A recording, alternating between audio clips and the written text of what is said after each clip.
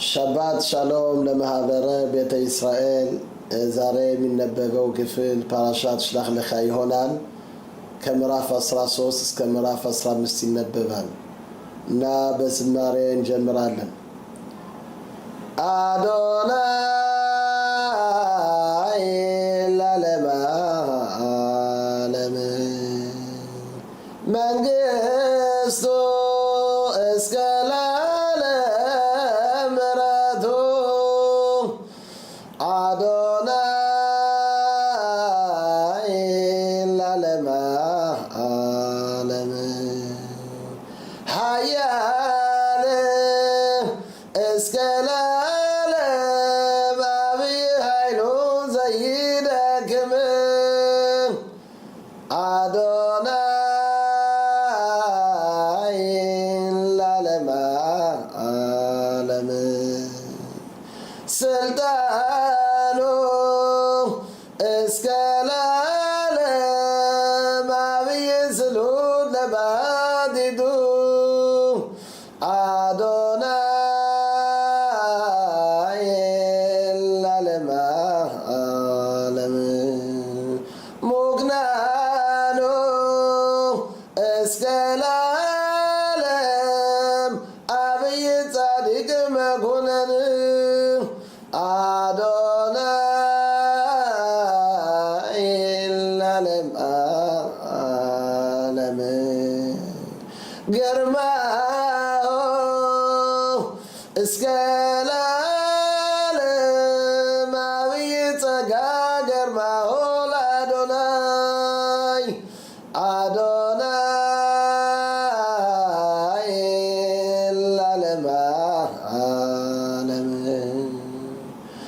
ወረዛ እስከ ለዓለም አብይ ጻድቅ ወረዛ ባይሉ አዶናይ ለዓለመ ዓለም እምቅድሚያ ከኒ ኮነ ካለም ድረከኒ አሎ ባይዳ አምላክ ሻባት ሻሎም እና ዛሬ ከሚነበበው ክፍል ፓራሻት ሽላህ ለኻ የምናየው እግዚአብሔር ሙሴን እንደዚህ ብሎ ተናገረው ይላል። ለእስራኤል ልጆች የምሰጣትን የክናንን ምድር ይሰልሉ ዘንድ ሰዎችን ላክ ብሎ እግዚአብሔር አምላክ ይሄን ለአባታችን ለሙሴ ነግሯል። እንግዲህ ሀገሪቷ የተቀደሰች የተባረከች ማርና ወተት የምታፈስ እግዚአብሔር አምላክ የእስራኤልን ልጆች የተመረጡትን ሙሴ በአምላክ ፍቃድ ነው የመረጣቸው። ጻድቃኖች ነበሩ፣ ትላልቅ ሰዎች ነበሩ። ሙሴም እንደዚህ አላቸው፣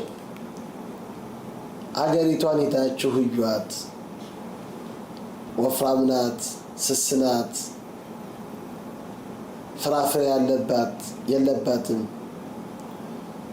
አገሪቷ ኃይል አላት የላትም፣ ሁኔታውን ሄዳችሁ መርምሩ ብሎ ይሄን ነገራቸው። እነሱም የሙሴን ፍቃድ የእግዚአብሔርን ፍቃድ ሄደው 40 ቀን አገሪቷን ሰልለው ተመለሱ። ሲመለሱ እንግዲህ ያመጡት የአናቪም እሽኮል አናቪም እንግዲህ ትንሽ ነው፣ በአንድ እጅ የምትነሳ ናት። ምን ይላል ግን በሞት በብረት ያነ ከባድ ስለሆነ ሊቃውንቶች ሲሉ 8 ሰዎች ያንን ተሸክመው መጡ። እንግዲህ የእሽኮል አናቪም አንድ ትንሽ ናት፣ በአንድ እጅ የምትነሳ ናት። ይሄ ምንድነው?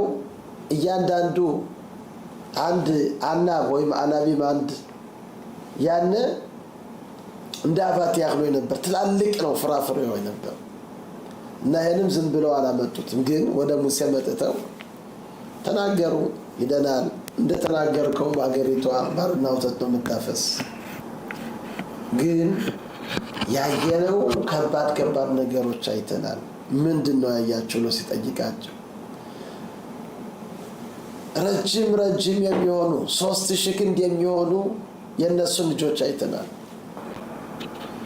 እኛ እነሱ ፊት እንዳንበጣ ሆነን ታየለን እና እነዚህ ጋር ለመዋጋት አንችልም፣ እንኳን እኛ እግዚአብሔር አምላክ ከነሱ ጋር ለመዋጋት አይችልም ብለው ይሄን ለሕዝቡ ተናገሩ። እዚህ ትንሽ ጠለቅ ብለን ስናይ እግዚአብሔር አምላክ ያሳያቸው ምንድነው? በእውነት ከዛ ሲሄዱ 12 ሰላዮች ሲሄዱ እንግዲህ አንድ ሰላይ 2 ሰላዮች ይሰደዳል። ከዚህ ግን 12 የሚሰልሉ አገሪቷን 12 አምላክ ላከ። እንግዲህ እነዚህ 12 ወዲያው ሊታወቁ ይችላሉ፣ ወዲያው ሊታዩ ይችላሉ። ስለዚህ እግዚአብሔር አምላክ ምን አደረገ? በየቀኑ እልቅሶ ሲውሉ ነበር። እዚህ ሀገር ያሉት እዚህ አሕዛብ ሰዎች ብዙ በሺህ የሚቆጠር በየቀኑ ሞት ይላሉ፣ ይሞታሉ። ይሄን እግዚአብሔር አምላክ ያደረገው ለምንድን ነው? እግዚአብሔር አምላክ ይሄን ያደረገው እነሱ እንዳያቸው ነው። ልባቸው ሁል ጊዜ በሐዘን እንዲሆን፣ ልብ ካላየ ዓይን አያይም ይባላል አባቶቻችን ይላሉ። ስለዚህ ልባቸው በሐዘን ሁል ጊዜ በልቅሶ እነዚህ 12 መጥተው ያንን ሀገር ሁላ ሲሰልሉ ሲሉ የነበረው ልብ አላደረጉም፣ አላዩም። እግዚአብሔር አምላክ ያደረገው ለምንድን ነው? ለነሱ እንዳይታዩ ብሎ ነው። እነሱ ግን ይሄን ነገር እንዴት አደርገው አስተያየት ሰጡት? ሀገሪቷማ ከዚህ የሚቀመጠውን ትውጣለች፣ በየቀኑ 50,000 60,000 ከሞተ እኛም እዚህ ሀገር መጥተን ሀገሪቷ ትውጠናለች ብለው ይሄን ፓርሻኑት ወይ ማስተያየት ሎነ ሆነ ሄደው ይሄን ነገር ተናገሩ። እንግዲህ አንዳንድ ጊዜ እግዚአብሔር አምላክ ለኛ ብሎ ብዙ ነገር ያደርጋል፣ ብዙ ጥሩ ነገሮች ያደርጋል። እኛ ግን ያንን ነገር ያየነውን ይሄ እግዚአብሔር የአምላክ ስራ ነው፣ አምላክ ይሄን ካደረገው ለዚህ ማስረጃ ይኖረዋል፣ ይሄን ነገር ሳይገባንን ሊቀር ይችላል እና ጠለቅ ብለን እንየው፣ ይሄ እግዚአብሔር አምላክ ስራ ነው፣ እንዴት በአገሪቷ ክፉ ነገር እናገራለን ብለው ይሄን አስተያየት ጥሩ አስተያየት አልሰጡም። ክፉ አስተያየት በሀሳባቸው አገሪቷ ሰው የምትውጥ ናት ብለው ይሄን ተናገሩ። ይሄን ትንሽ ለማስረዳት አንድ ትልቅ ሊቃውንት ነበር። ይሄ ሊቃውንት ራቢ አቂባ ይባላል። ራቢ አቂባ የሚባለው አንድ ጊዜ ወደ አንድ ቦታ ሊሄድ ሲል ትንሽ ራቅ ያለ ነው ሀገሩ ነበር። አህያ፣ ሻማ እና ዶሮ፣ እነዚህ 3 ነገሮች ራቢ አቂባ ይዞ ይሄዳል። እንግዲህ አህያው ያው ለመንገድ የሚሄድበት ነው። ደግሞ ሻማው ኦሪት ትምህርት ሲማር ያንን አበርቶ እንዲማር ነው። ዶሮው ደግሞ ጠዋት እንዲጮህ ነው፣ እንዲያስነሳው። እንግዲህ እነዚህ 3 ነገሮች ይዞ ይሄዳል። አሁን እዛች ቦታ ለሚደርስባት እንዲያው ፀሐዩ ሊገባ ሲል ያንን ቦታ ትንሽ ራቅ ያለ ነው። አይ ከዚች አጠገብ ካለችው ከተማ እስኪ ሂጄ እንዲያው አግቡኝ የለለምን አሁን እዛ ቢሄድ እንዲያው ባካችሁ እንግዳ እስኪ ትቀበላላችሁ ብሎ እንዳናይ ዞር በል ከዚያ እንቀበልህ ማለት። በዛን ጊዜ ምን አለ? ኮል ማሾ ሲያሸም ወሰለቶባ ኮል ማን ዳዊት ረክበና ለተባሉት እግዚአብሔር አምላክ ያን ካደረገ እነዚህ ሰዎች አይደሉም፣ ይሄ አምላክ ቃል ነው። አሁን በዚህ ቢያባሩኝ እግዚአብሔር አምላክ ምን እንደሚያድነኝ አላውቅም። ስለዚህ እኔ አላውቅም። እግዚአብሔር አምላክ ግን ያን ካደረገ ይሄ እግዚአብሔር አምላክ ይሄ ለጥሩ ነገር ነው ብሎ እዛች ከተማ ፈቀቅ ብሎ ወደ ሌላ ቦታ መጠጊያ ጫካ ነበር። ከዛ ሄዶ እዛ ተቀመጠ። ሌሊት ነው የነበረው። ያንን ሻማ በራ። ንፋስ መጣና ያንን ሻማ ድርግም አደረገው፣ አጠፋ። አንበሳ መጣና ያንን አህያ ዘረገፈ። የዛን ጊዜ እግዚአብሔር አምላክ የሚያደርገው ይሄ እንደሆነ አላውቅም። የእግዚአብሔር አምላክ ስራ ነው። እኛ ብንሆን ገደል ነው እንገባ ነበር። እሱ ግን በእግዚአብሔር በአምላክ እምነቱ በጣም ጠንካራና አምላክ የሚያደርገው ለጥሩ ነገር ነው። አምላክ ይወደኛል። አምላክ ይሄን ነገር ካደረገ ለእኔ ለራሴ ጥሩ ነው። የማይገባኝ ነገር ይኖራል። ኋላ ነገሩ ካልተረዳሁትም እረዳዋለሁ፣ ካልሆነም የአምላክ ስራ ነው። ኋላ ቀበሮ መጣና ያንን ዶሮ ደግሞ እንክት አደረገው። እሱ ለብቻው ቀረ በዛ በጨለማ። ግን አምላክን አመነ። ፍርሃትም አላገባህም። አምላክ የሚያደርገው እኔንስ ቢወስደኝ እሱ አምላክ ያውቅ። እኔ በአምላክ ስራ አልገባም። አሁን ጠዋት ተነሳ። አሁን ሲነሳ ጢስ በጢስ ያን ሀገር አላገባም ያሉት ሀገር ሽፍታዎች መጥተው ያችን ሀገር ሰው ሁላ እንክት አድርገው አንድ ሰው አልቀረም፣ ገደሉት። ያንንም አቃጠሉት። አሁን የዛን ጊዜ ተመስገን ጌታ፣ ከዛ ብገባ እኔ ማብሬ ልጠፋ ነበር። አምላክ ግን አስቀድመህ አትገባም አልከኝ። እኔ ግን የዛን ጊዜ ባይገባኝም ያንተ እግዚአብሔር አምላክ ስራ ነው ብዬ አምኜ ባንተ ይሆንና ከዚህ ሁላ አዳንከኝ። አሁን ደግሞ ሻማው ቢኖር ያንን ሻማ አይተው ማን አለ ብለው ደግሞ ወደ እኔ ይመጡ ነበር። አህያው ደግሞ መቼም ይጮሃል። አህያ ሲጮህ ደግሞ መጥተው አይ በዚህ ሰው አለ ብለው ደግሞ መጥተው መርምረው እኔን የሚገሉ ነበር። ዶሮው ደግሞ ኩኩሪኩ ይላል። አሁን በዛም ይዙኝ ነበር። አምላክ ግን እንደዚህ አድርጎ አንበሳውን፣ ቀበሮውን፣ ነፋሱን ሁላ አምጥቶ እኔን ለማዳን ነው። ይሄ አንድ ሰው የእግዚአብሔርን የአምላክን ስራ የሚያደርገው የሚሰራው እሱ ብቻ እንደሆነ ሲያውቅ ከባድም ነገር መጣ ሌላም ነገር መጣ የእግዚአብሔር አምላክ ነው ስራ ይላል። ከዚህ ግን የእስራኤል ሕዝብ በጣም ከባድ ነገሮች በእግዚአብሔር በአምላክ ተናገሩ። እንኳን ሌላ ከኦሪት ዘዳግም ከምዕራፍ 27 ላይ እግዚአብሔር አምላክ እንደዚህ ይላቸዋል፣ ወደ እኔ መጣችሁ እችን ሀገር ለማየት እንፈልጋለን ስትሉ እኔም ሰደድኳችሁ፣ ተመልሳችሁም በአገሪቷ ላይ ብዙ ክፉ ነገሮች ተናገራችሁ። ከኦሪት ዘዳግም ግን የሚለው ከባድ የሆነ አነጋገር የተናገሩት በሲንአት አሸም ወታኖት ያኑ ማያት ምሳሌ እግዚአብሔር አምላክ ስለሚጠላነን ከምድረ ግብጽ ያወጣነን አምላክ ስለሚጠላነን ነው። እንዴት ይህን አነጋገር! እግዚአብሔር አምላክ ለነሱ እያሰበ የተቀደሰችውን ሀገር ማርና ወተት የምታፈሰው ሊሰጣቸው እያለ እግዚአብሔር አምላክ ያወጣነን በኤሞሪያን እጅ ወስዶ እኛን ለመግደል ከኛ ለመበቀል ነው ይሄን የሚፈልግ። እንዴት ከዚህ አስተያየት ከዚህ ሐሳብ ይደርሳሉ? እግዚአብሔር አምላክ ይወዳቸዋል ከምድረ ግብጽ። እነሱ ግን እኛ ከምድረ ግብጽ ሌላ አምልኮት ስናመልክ ነበር።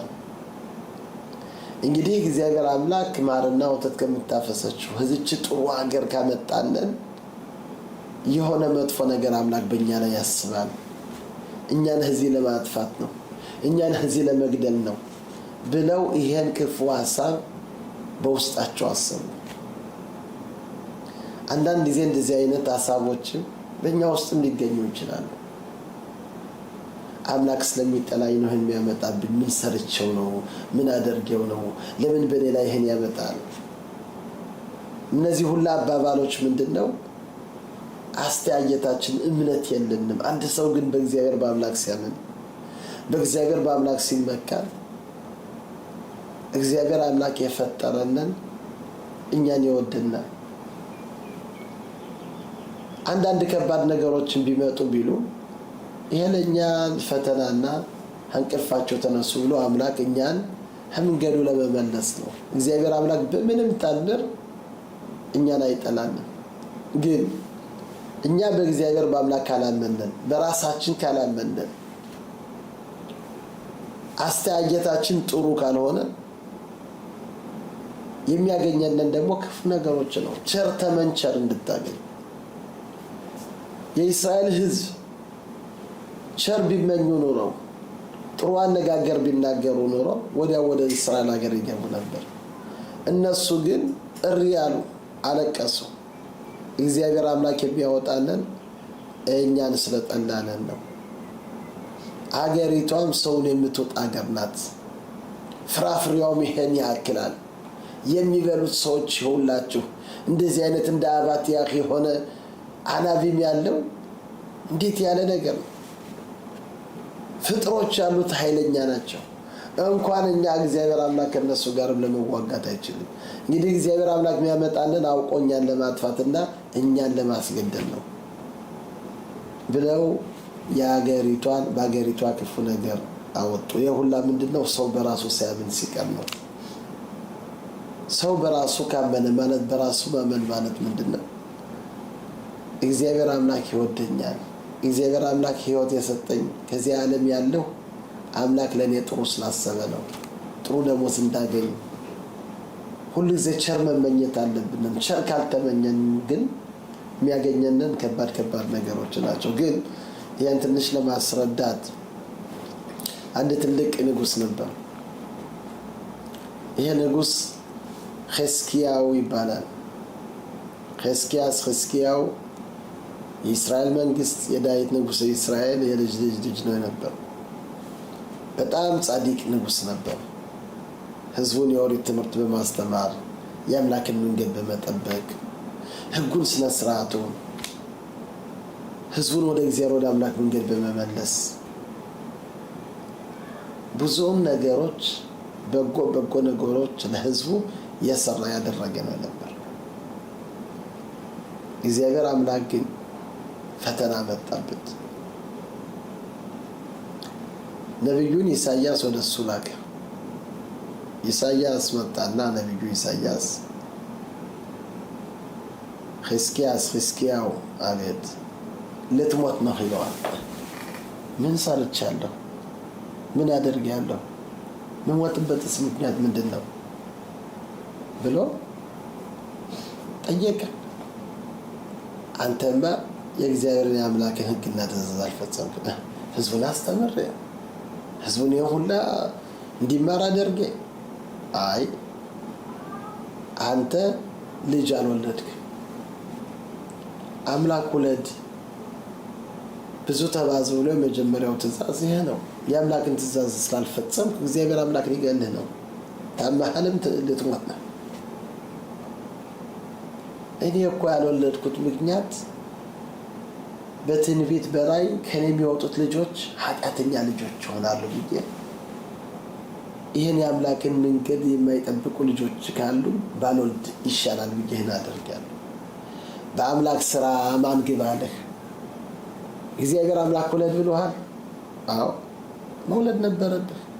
እነዚህ ልጆች አባሪያንም ይሁኑ ሌላ ይሁኑ ይሄ አንተ ስራ አይደለም። እግዚአብሔር አምላክ ያለህን ግን ያችን ትእዛዝ ብዙ ተባዙ የምትለውን የአምላክን ትእዛዝ ፈጽም። በአምላክ ስራ ለምን ገባህ? እውነት ግን ነው ተሳስቻለሁ እና ምለምንህ ያንተ ልጅ አለችህ፣ ያንተ ልጅ አጋባኝ። እኔ የዳዊት ንጉሥ የእስራኤል ልጅ ነው። አንተ ደግሞ ነቢይ ነህ። የሁለታችን ጽድቅ የአባቶች ጽድቅ ከዚህ ከመጣው ሞት ሊያድነኝ ይችላል። ኧረ እባክህ እንዲያው ብሎ ይሄን ያማክረዋል። አይ እንግዲህ አምላክ ይሄን ወስኗል፣ መሞት ነው። እንደዚህ ነው አባባል። አዎ በል ትንቢትን ጨረስክ? አዎ ጨርሻለሁ። ጨረስኩት አለ። ምን አደረገ ሕዝቅያው? ምን ተጽፏል? ባያስፍ ሕዝቅያው ይላኪው ሕዝቅያ ወደ ግድግዳው ዞሮ ወደ አምላክ እሪ ያለ። ሊቃውንቶች ኪር ማለት ምንድነው? ሺፓሌል ሚቶክ ኪቦት ልቡ ከውስጡ አምላክ እባክህ አድነኝ፣ ተሳስቻለሁ፣ አበስኩ ገበርኩ ብሎ ወደ አምላክ እሪ ባለ ጊዜ ወዲያው አምላክ ገና ያንን ግንቡን ሳይወጣ መጨረሻውን ግንብ ያለበትን ሳይወጣ ኢሳያስ አለው አቤት ተመለስ፣ ለሕዝቅያስ ሲደህ 15 ዓመት ጨምሬለታለሁ፣ 15 ዓመት ሰጥቼዋለሁ። እሺ ብሎ ተመለሰ። ነገረው። አምላክ ጸሎትን ሰምቷል። እሱ ያለው ምንድነው? በመጀመሪያ ሕዝቅያስ ለኢሳያስ አፊሉ ኸረፍ ኸዳም ሙናኸት አልጸባሮ ሸላዳም አሊትያሽ ሚናኻሚ ሰይፍ አንገቱ ላይ ተደግኖ ሊገሉትም ቢሉም አምላክ ከጸሎት አምላክ ይሰማል። ስለዚህ አምላክ ይሰማኛል ብሎ ወደ አምላክ እሪ ያለ። ወዲያውም ተመልሶ 15 ዓመት እንዳልከው አምላክ ጨምሮላል። እሱ ልጅ ጋር ተድሮ 2 ልጆች ይወልዳል። አንዱ ምናሴ ይባላል፣ አንዱ ራብሻኬ ይባላል። እነዚህ 2 ልጆች አንድ ጊዜ አሽኮኮ አድርጎ ሲወስዳቸው አቅፎ አንዱን በዚህ አንዱን በዚህ ሲወስደው አሁን ምን ይላሉ? የአባታችን ራስማ እንደው ለሌላ መልኮት ማቅረቢያ ራሱ የተመቸ ነው። አረ አቁሩ ማትከ ወዲያው ይቆጣና 2ቱን ወስዶ ጣላቸው። አንዱ ራብሻኬ ሞተ ወዲያው። ምናሴ ግን ሕክምና አግኝቶ እግዚአብሔር አምላክ ሕይወት ሰጠው። በ12 ዓመት ምናሴ ነገሰ። ያልሰራው ያላደረገው ኃጢአት አልነበረም። የእግዚአብሔርን የአምላክን ፍቅር ከኦሪት የተጻፈው ሁላ ፋቅ፣ ተጽፎ የነበረው ሁላ ፋቅ። ሌላ ምልኮተ ቤተ መቅደስ ውስጥ አገባ። ከቤተሰብ ውስጥ ቅርብ ከሆኑት ጋር ከነሱ ጋር ምንዝርና ፈጸመ። ያለው ምንድነው? አምላክን ለማናደድ ነው። ለኔ ብዬ ደስ እንዲል ብዬ አይደለም። አምላክን የሚያናደው ሁላ እየፈለገ ከባድ የሆኑ ኃጢአቶች ሰራ። እግዚአብሔር አምላክ ሩህሩህ ነው። መንግስቶች መጥተው ያዙት፣ ለቀማ አደረጉት። በትልቅ በርሜል ወስደው ከዛ እሳት አነደዱና ከዛ እሳት አገቡት። ትንሽ በመጀመሪያ አድርገው እግሩን ሲሞቀው ወደ ሌላ መልኮት የሚያምነው ሁላ ሌላ መልኮት ሲጾልት አረዱት። ምን ትዝ አለው? አባቱ ትልቅ ጻድቅ ነው ነበር ሕዝቅያስ። ምን ሲላቸው ነበር? እግዚአብሔር አምላክ በምትጠሩት ሁላ ቦታ አስተውሱ፣ አምላክ ይወዳችኋል። አምላክ 10 ኃጢአትን ብታደርጉ ብትሉ አምላክ ሁሉ ጊዜ ሊያድናችሁ ይችላል። ወደ አምላክ ከልባችሁ ተጠራችሁት አምላክ ይሰማችኋል እያለ ይሄን ሲነግራቸው ነበር። ያን ትዝ አለው። ወዲያው ጸሎት አደረገ ለአምላኩ። አምላክ ያለ ዛሬ ካዳንከኝ አንተ በእውነት ሰማይና ምድርን ፈጥረሃል፣ ካላዳንከኝ ግን እንደ ሌላ መልኮቶች ናቸው። መላእክታኖች በሰማይ ያሉ መጥተው ሊቃውንቱ ሲያስረዱ የዛን ጊዜ ያንን ሰማዩን ሁላ በሰንሰለት በብረት ጸሎቱ እንዳይዘልቅ ወደ አምላክ እንዳይደርስ አምላክ የማን ጸሎት ነው ብሎ ጠየቀ። የምናሴ ነው። አይ እንደዚህ እያለ ነው፣ አይገባችሁም፣ የሱ ጸሎት ጠለቅ ያለች ናት ብሎ አምላክ ያችን ጸሎት ተቀብሎ ያንን በርሜል ብድግ አድርጎ በአየር ላይ ወደ ቦታው መለሰው። ወደ እግዚአብሔር ወደ አምላክ በሁሉ ልቡ ወደ እግዚአብሔር ወደ አምላክ ተመለሰ። እዚህ ሊቃውንቱ ሲያስረዱ ሲጸልይ ግን እንደ ክፉ አድርጎ ነው የጸለየው። ምንድነው የጸለየው ጸሎት?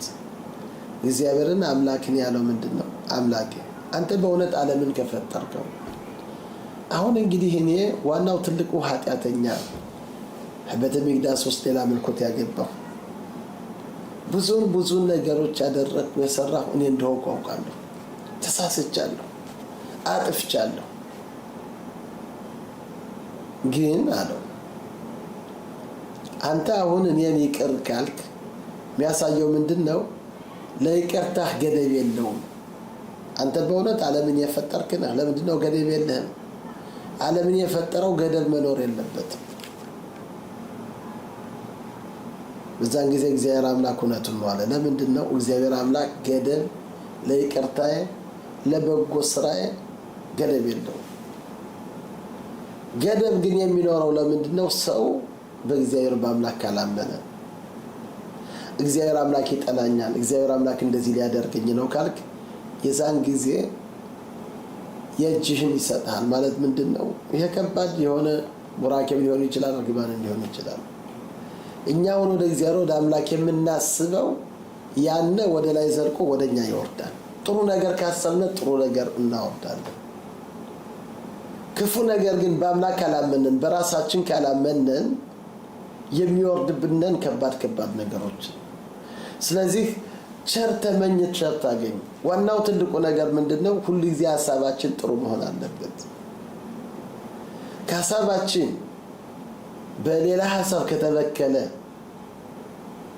ሐሳባችን ሁላ አስተያየታችን ሁላ ጥሩ አይሆንም። በዛን ጊዜ የሚወርደው ደግሞ ከባድ ነገሮች ሊሆኑ ይችላሉ። እንደዚህ ሊሰሩኝ ነው፣ እንደዚህ ሊያደርጉኝ ነው፣ እንደዚህ ሊሆን ነው፣ ብዙ ነገሮች አሉ። የጭንቀት ሐሳብ ይመጣል። የሁላ ከማን ነው የሚመጣ? ከኛ ከራሳችን ነው።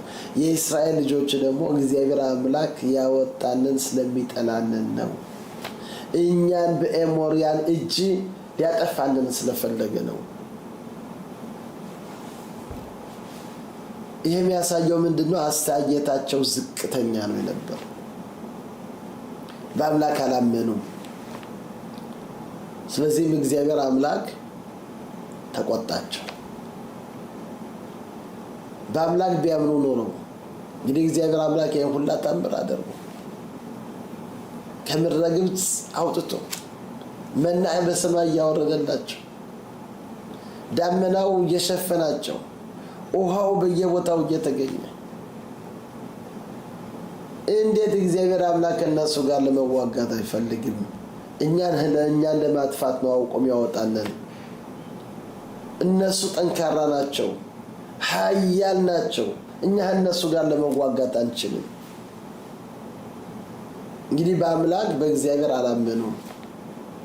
አንድ ሰው በአምላክ ካላመነ እግዚአብሔር አምላክ በሱም ለማመን ይከብደዋል። እና እኛ የምናስበው ጥሩ ሐሳብ ከሆነ ጥሩ ነገር ሊመጣልን ይችላል። ስለዚህ ትልቁ ነገር ምንድነው? ማስተዋል አለብን። እንግዲህ እኛም የመጣንበት ሁላችን እናውቃለን። የኢትዮጵያ አቅማል ቦታ ተውሃን ቦታ እዛ ሁላ ችግር እዛ ሁላ ማት እግዚአብሔር አምላክ አውጥቶ ዛሬ ይሄ ሁላ ሰጥቶናል። እኛ ደግሞ ማየት አለብን። እግዚአብሔር አምላክ ይወደናል። እግዚአብሔር አምላክ ከኛ ጋር ነው ያለ። ጥሩ ነገር ከተመኘን ደግሞ ጥሩ ነገር ልናገኝ እንችላለን። ይህን ትንሽ ለማስረዳት አቶ አያሌው ፒንካስ አንድ ጊዜ ምን ይሆናል ኦቤል ሶሲያሊት ተጠራዋለች። ኦቤል ሶሲያሊት ተጠራችው።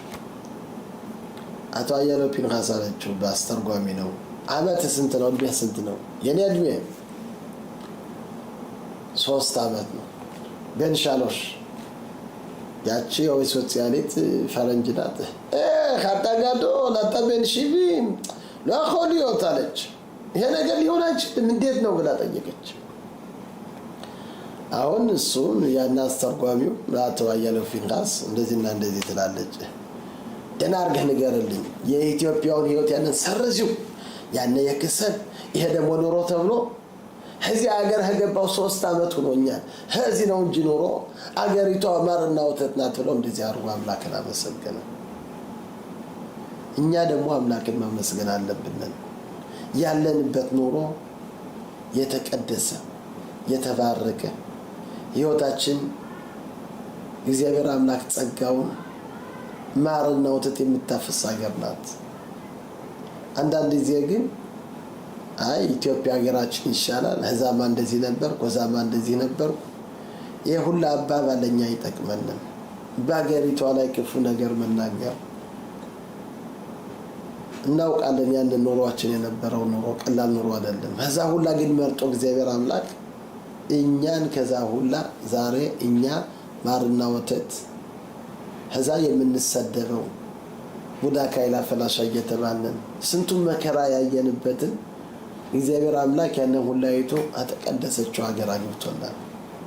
እና ሁሉ ጊዜ አፋችን መጠበቅ አለብን።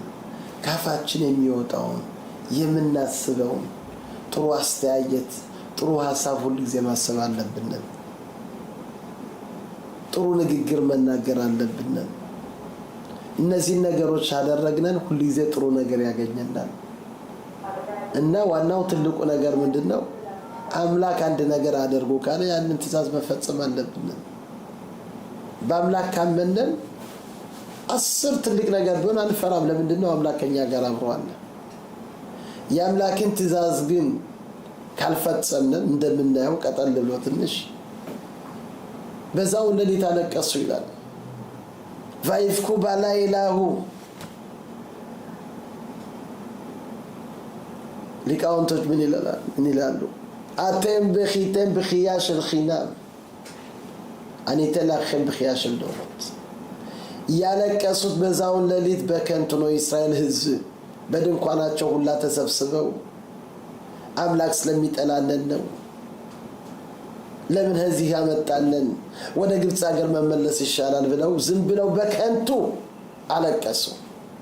እግዚአብሔር አምላክ ምን አላቸው? እንግዲህ በከንቱ ስላለቀሳችሁ ለዘላለም በዚህ ባለቀሳችሁበት ቀን ያለቀሱበት ቀን መቼ ነው ነበር ይላሉ ሊቃውንቶች? በቲሻ በአብ በተቢግዳሱ በፈረሰበት ቀን በዛችሁ ቀን ነው ያለቀሱ። ግን አልፈረሰም። እግዚአብሔር አምላክ ግን ባለቀሳችሁ በባዶ ስላለቀሳችሁ ለዘላለም በየዓመቱ በዚህች ዓመት እንድታለቅሱ አደርጋችኋለሁ።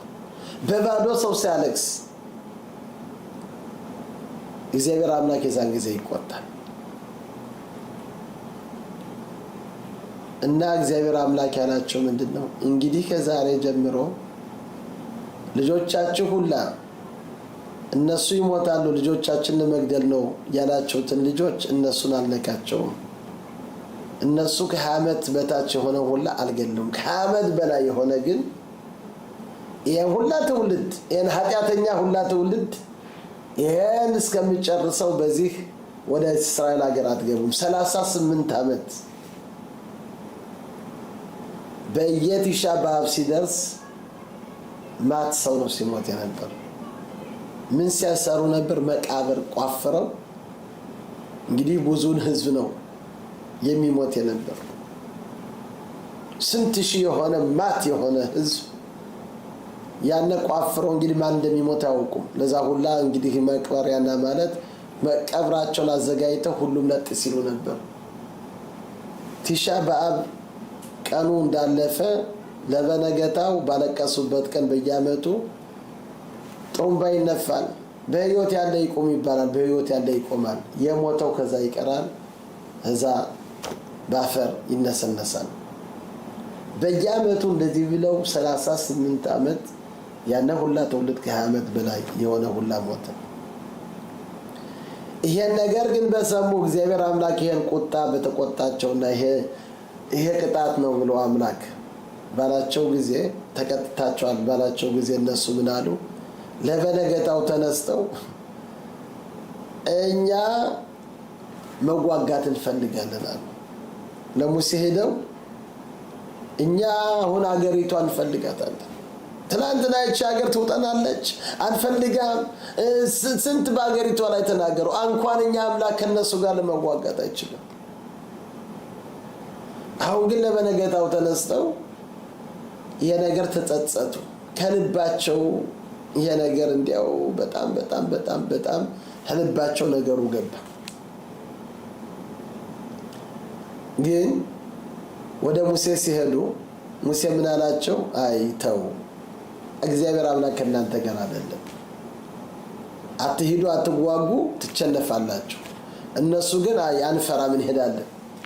እንግዲህ ከዚህም በፊት እግዚአብሔር አምላክ ያላቸው አንድ አሮን ብሪት ማለት ምንድነው? ያው 10ቱ ቃላት ያነሳጥና 10ቱ ቃላት ያለውን ያንን ተሸክመው መንገዱን ሁላ የሚያቃናላቸው ያንን ሁላ ሙሴ ከፊታቸው እየሄደ አንገባም አሉ። አሁን ግን ሙሴም አንተ ከኛ ጋር ባትመጣ የአምላክም ኦሪት ከኛ ጋር አብሮ ባይከተል እኛ ደፍረን እንሄዳለን። ወዲያውም ሂደው ሊዋጉ ሲሉ አማሌክና የነበሩት እነሱ መጥተው እያባረሩ ተመለሱ። ከዚህ ላይ ለምን እነዚህ ሰዎች ወደ አምላክ ተመለሱ? እንግዲህ ወደ እግዚአብሔር ወደ አምላክ ቀርበዋል። እንግዲህ ትላንትና አገሪቷ ክፉ ናት ብለዋል። አሁን ግን አገሪቷን እንፈልጋታለን ሲሉ ለምን አምላክ አልተቀበላቸውም? በእውነት ከልባቸው አልተመለሱ። እንግዲህ እነሱ ያዩት ምንድነው? አገሪቷን ብቻ ነው ያዩ። ከባድ ኃጢአታቸው ግን የነበረው ምንድር ነው ብለን ብንጠይቅ እግዚአብሔርን አምላክን አይሆንለትም በማለት ነው። እንግዲህ እግዚአብሔር አምላክ እኛን የሚያወጣንን ስለጠላንን ነው። እንግዲህ አምላክን ክደዋል። እነሱ አገሪቷን አሁን ካወደስነን አገሪቷን እንፈልጋታለን ካልነን እግዚአብሔር አምላክ ይመራናል ብለዋል። ግን ሰው ሲመለስ መጀመሪያ ከአምላኩ ጋር መስማማት አለበት። አገሪቷ የአምላክ እንግዲህ ግቡ ካለ አገሪቷ የተቀደሰች ሀገር ናት። አትገቡም አሁን ግን 38 ዓመት በምድረ በዳ እንድትኖሩ ፈልጋለሁ ካለ የአምላክ ትእዛዝ ነው። የአምላክን ትእዛዝ መፈጸም ነበራቸው። አሁን አገሪቷ ትላንትና ማታ ይሄን ክፉ ነገር ሁላ ባይናገሩ የዛን ጊዜ ጥሩ ነገር ቢናገሩ የአምላክ ፍቃድ ነበር የሚገቡ። አሁን ግን አገሪቷ የአምላክ ፍቃድ የላትም። ስለዚህ አገሪቷ ከሌላ ሁላ የተሻለች አይደለም።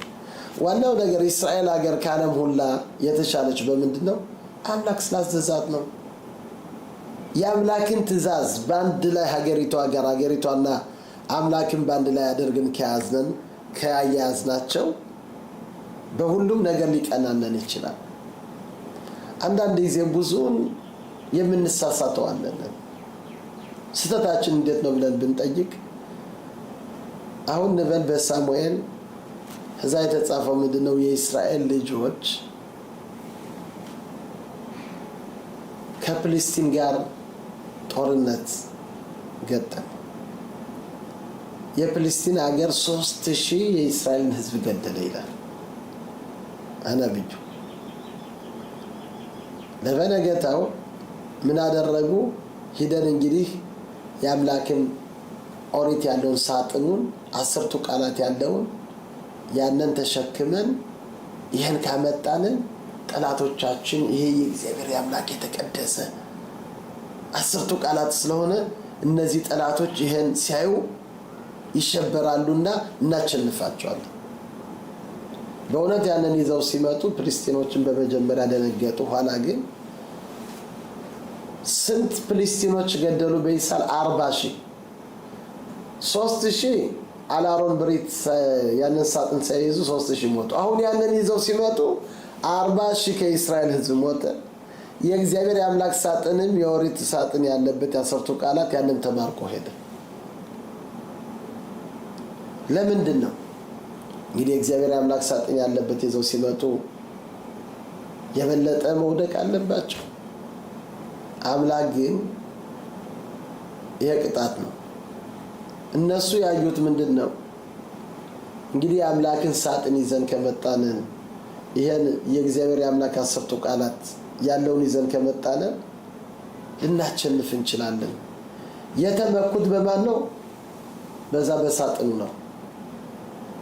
እግዚአብሔር አምላክ የፈለገ ግን የተቸነፉበት ለምንድን ነው ብለው ቢጠይቁ ኖረው የአምላክን መንገድ ስለተሳሳቱ ነው። ሕጉን ትእዛዙን ስላልጠበቁ ነው። ስለዚህ እግዚአብሔር አምላክ የሁላ ችግር ያመጣባቸው 3,000 እንዲሞቱ የሆነባቸው ወደ አምላክ ምን ሰርተን ነው ምን አድርገን ነው ብለው ወደ አምላካቸው ብለው ቢመለሱ ኖረው ያነ ሳጥን ይረዳቸው ነበር። ያነ ሳጥን ግን እንደ አስማተኛ ይረዳናል ብለው ከወሰዱት የእግዚአብሔር አምላክ የለበትም። አንዳንድ ጊዜ ሰው ምዙዛ ለጃፋችን ልናደርግ እንችላለን። ያነ ምዙዛ እንትን አይጠብቅህም። የሚጠብቅህ ምንድነው? የሚጠብቅህ የአምላክን ትእዛዝ። አምላክ ምዙዛ ከቤት ከደጃፍ አድርግ ብሏል። የአምላክን ትእዛዝ ስለምፈጽም ያነ የአምላክን ትእዛዝ ስለፈጸምኩ አምላክ ነው የሚያድነኝ ብለህ ካመንክ አምላክ ያድናል። እና ሁሉ ጊዜ ከአምላክ ጋር መተሳሰር አለብን። ያንን ትእዛዝ ዝም ብለን አምላክን አውጥተን ያንን ትእዛዝ ብንፈጽም እቺን ሀገር አሁን እንይዛለን ብለን አምላክን ግን ከረሳ ነው። የእስራኤል ልጆች አሁን ምንድነው ሄደን እንዋጋለን ያሉት? እስራኤል ሀገር የተለየች ሀገር ናት አሁን ገባለን ብለው፣ ግን ወደ አምላክ በመጀመሪያ መመለስ ነበረባቸው። ይቅር በለንን አበስኩ ይገበርኩ ብለው እሪ ብለው ትቢያ ከራሳቸው አድርገው ወደ አምላክ እሪ ብለው ጾልተው በመጀመሪያ ልባቸውን መገረዝ ነበረባቸው። ይሄ ነው ዋናው ትልቁ ነገር። አንዳንድ ጊዜ ሰው ከተለያየ ቦታ ሄዳል፣ ከራብም ሆነ ጠንቋይም ሆነ ሁሉም ከሄድክ እነዛን ሰዎች ስታያቸው ሁሉም ቄስም ሆነ ሁሉም ቢሆንም እነዛ ሰዎች ያድኑኛል ብለህ በእነሱ ብቻ ካመንክ እንደሌላ መልኮት ነው የሚቆጠር። ግን በመጀመሪያ አምላክን ትእዛዝ ፈጽሜያለሁ፣ እንግዲህ አምላክ ደግሞ በእነሱ ቡራኬ ልድን ይችላለሁ። በእነሱ ጸጋ በእነሱ ቡራኬ ያነ ቡራኬያቸው የሚባረኩት ባደረኩት በሰራሁት ከአምላኬ ጋር ራስን ስላረምኩ ልቤን ስላሻሻልኩ የዛን ጊዜ ቡራኬያቸው ሊረዳ ይችላል። ሰውን ግን ያነ ሰው እሱ ያድነኛል በቡራኬው በምርቃኑ ያድነኛል ብዬ በሰው ከተመከፍ ሌላ መልኮት አመለኩ ማለት ነው። ዋናው ትልቁ ነገር ማየት ያለብን ከእግዚአብሔር ከአምላካችን ጋር መያያዝ ሁሉ ጊዜ አለብን። መጀመሪያ አንድ ነገር ላደርግ ስል ወደ አምላኬ ልቤን አንጽቼ የሆነ ነገር ካለ ያንን ነገር እዚህ ተሳስቻለሁ አምላክ ይቅር በለኝ ብዬ መጀመሪያ ከአምላክ ጋር መስማማት አለብን። ከዛ በኋላ ነገር ሁሉ ይቀናኛል። አምላክን ግን ወደ እግዚአብሔር ወደ አምላክ ሳልመለስ ክፉ ስራ እየሰራው ይሄ ነገር ያድነኛል ይሄ ከመረቀኝ እድናለሁ ካልክ ይሄ ነገር ሊሰራ አይችልም። መጀመሪያ የሚያስፈልግ ምንድነው? ከአምላክ ጋር መተሳሰር አለብን። ስለዚህ እስራኤልን ሀገር የተቀደሰች ያደረጋት ማለት ነው የአምላክ ሕግና ትእዛዝ ነው። አምላክ ስለመረጣት ነው። አሁን እግዚአብሔር አምላክ እስራኤል ሀገር ልትገቡ አትችሉም። የእግዚአብሔር አምላክ ጸጋ አሁን የለም። ለምንድነው? ልባችሁ አልነጻም። ከመንገዳችሁ ያላችሁበት ቦታ ከሌላ ደረጃ ናችሁ ያላችሁ። ስለዚህ አሁን የአምላክ ትእዛዝ 38 ከምድረ በዳ እንድትቀመጡ አመት ከምድረ በዳ እንድትቀመጡ ነው የአምላክ ፍላጎት። ምንድነው? ሙሴ ያላቸው እግዚአብሔር አምላክ ከእናንተ ጋር አይደለም። ለምንድነው? መጀመሪያ የእሱን ትእዛዝ አልፈጸማችሁም። እንደዚሁም ሳሙኤል አሁንስ እንደሆነ በሳኦል ዘመን አማሌክ ጋር ሄዶ እግዚአብሔር አምላክ ያዘዘውን ትልቅ እስከ ትንሽ እንስሳን ሁላ ምንም እንዳታስቀር ብሎ አምላክ ይሄን አዘዘው። አሁን ግን ምን አደረገ ሳኦል? ህዝቡ ሳኦል በጎችን አስቀረ። ሳሙኤልም ይሄን እግዚአብሔር አምላክ ነገረው። ወዲያውም በጊልጋል መጣ ሲባል ሄዶ ሳኦልን ተገናኘው። የዛን ጊዜ ሳኦል ምን አለው? ሰላም የአምላክን ሕግና ትእዛዝ ጠብቄ እንዳልከው አማሌክን ሁላ አጥፍቻለሁ። የምሰማው በጆሮዬ የበጎች የሚጮሁት ምንድነው? ላሞች የሚጮሁት ምንድነው ብሎ ጠየቀው። ይሄማ ህዝቡ የራራና ለእግዚአብሔር ለአምላክ ይሆናል ብሎ ይሄን ያመጣው ለአምላክ ለእግዚአብሔር ቁርባን ሊያቀርብ ብሎ ነው። ይሄን ለአምላክ ብሎ ነው ያመጣው። ምን አለው? ያንተ ስራ እንደ አስማተኛ ስራ ነው አለው። ወደ ጠንቋይ አንድ ሰው እንደሚሄድ እንደዛ ማለት ነው። እንግዲህ አንድ ሰው ወደ ጠንቋይ ሲሄድ ከአምላክ ጋር እንግዲህ ግንኙነት የለውም ማለት ነው። ያን ሰው ያድነኛል ይሄ ነገር ያድነኛል በሱ ብቻ ነው የሚመካ። አሁን ደግሞ እናንተ ስራ የምትሰሩት እግዚአብሔር አምላክ አጥፉ እያላችሁ አንድ በግ እንዳይቀር እያለ ያንን በግ አምላክ ያልፈቀደውን ያንን ወስዳችሁ ለኔ ቁርባን ለማቅረብ ትፈልጋላችሁ? ምን አለው ሳሙኤል? ከቁርባን ማቅረብ የአምላክን ቃል መስማት ይሻላል። ይሄ ነው ዋናው ነገር እግዚአብሔር አምላክ ከኛ የሚፈልግ